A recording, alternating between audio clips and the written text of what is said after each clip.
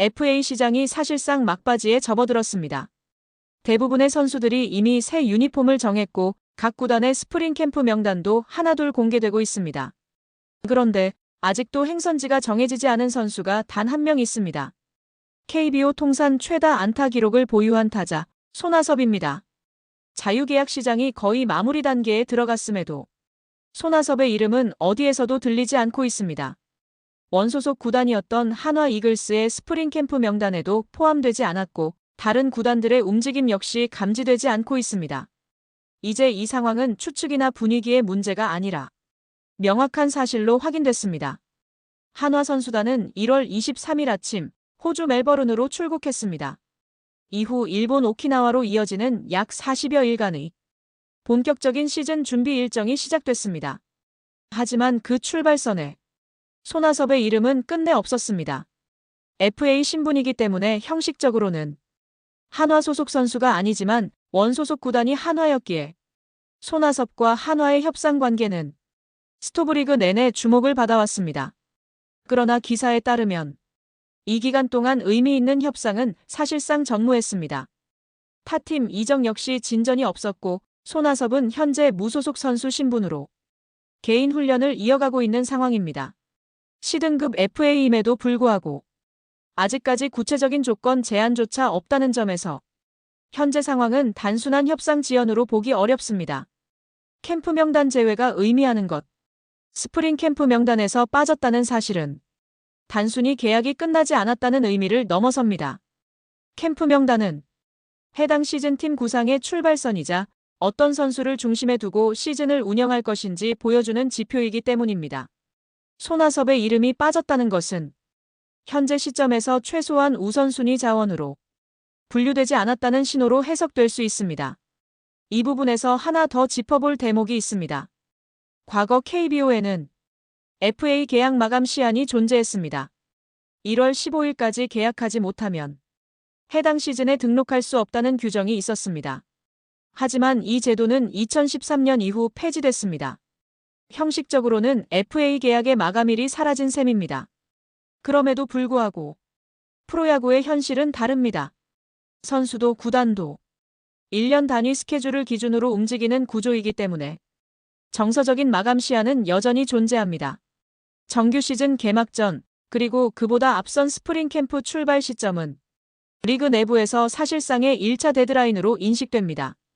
실제로 나흘 전까지만 해도 리그에는 미계약 FA가 5명 남아있었지만 현재는 손아섭만 유일하게 계약하지 못한 상태입니다.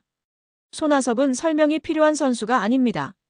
꾸준함의 상징이었고 큰 경기 경험과 기록 면에서는 리그 역사에 이름을 남긴 선수입니다.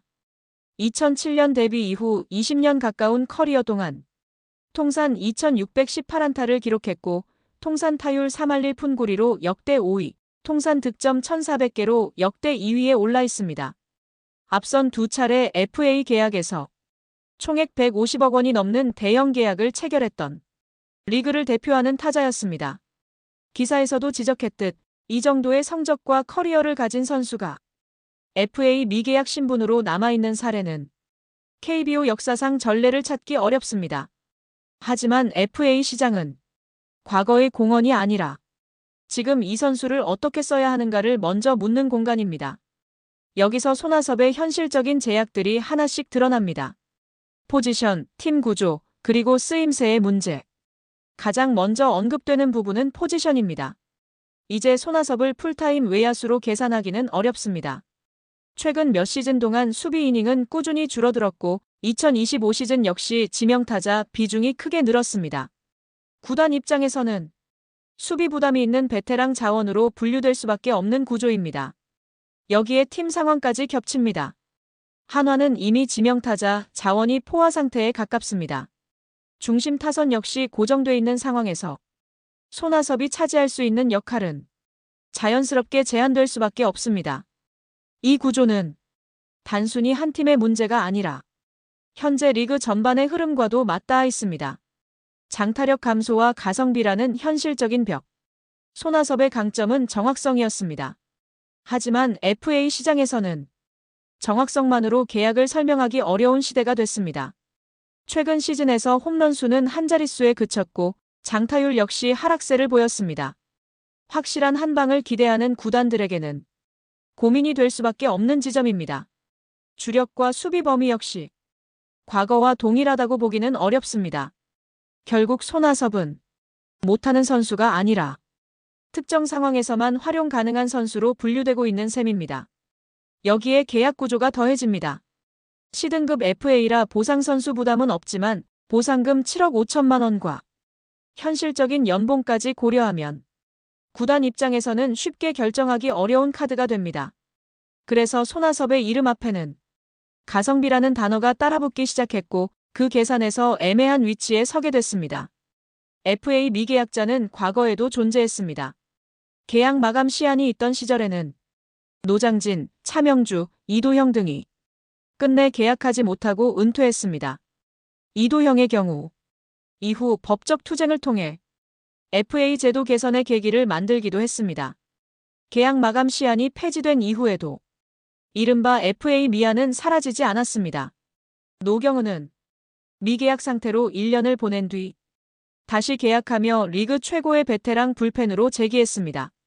이용찬 역시 재활과 독립구단 생활을 거쳐 시즌 중 계약이라는 길을 선택했습니다. 하지만 이 공통점은 분명합니다. 공백기를 감수해야 했고 그 과정은 결코 쉽지 않았습니다.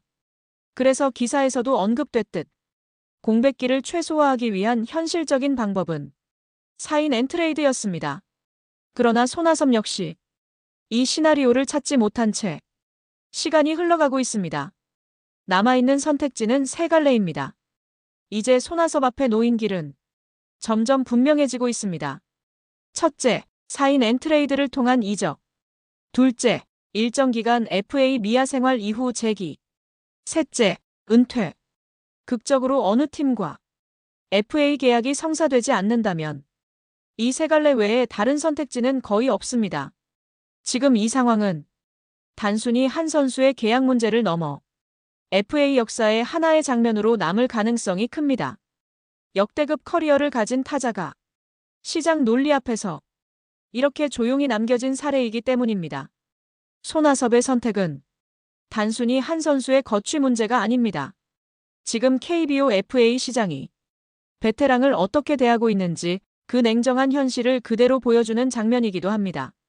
통산 최다 안타라는 기록도 20년에 가까운 커리어도 시장의 판단 앞에서는 더 이상 보증 수표가 되지 못하는 시대.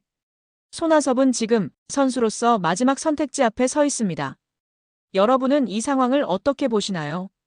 단년 계약을 받아들이고 한 시즌 더 도전하는 것이 맞을까요? 아니면 여기서 커리어의 마침표를 찍는 것이 맞을까요? 여러분의 생각을 댓글로 자유롭게 남겨주시길 바랍니다. 오야스였습니다. 감사합니다.